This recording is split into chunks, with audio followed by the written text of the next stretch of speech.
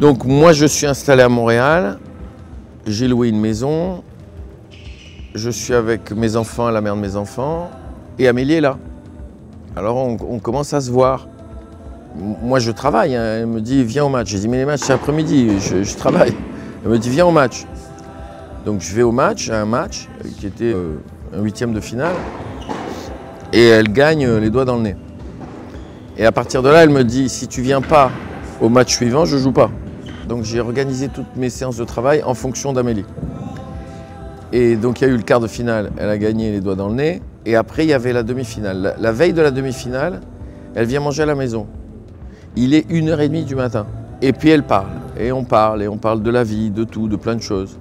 Et moi je dis à Amélie, rentre te coucher. Dors ici si tu veux, mais rentre te coucher. Enfin, il est 1h30 du matin, tu as une demi-finale demain, arrête de déconner. Moi, je serai au lit à 7h du soir. Elle me dit, mais non, on est bien. On était dehors, il faisait bon, c'était au mois d'août.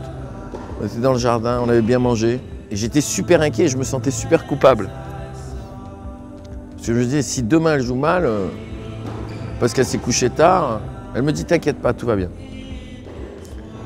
Le lendemain, évidemment, la demi-finale, qui était un match plus difficile, mais elle gagne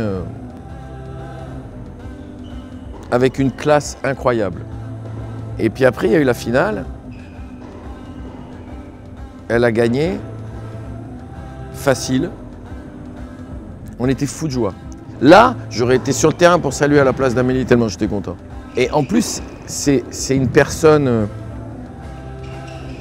tellement attachante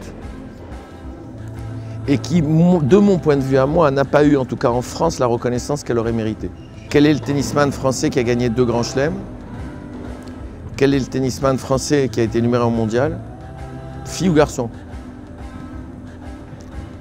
Vous avez du mal à m'en citer, hein.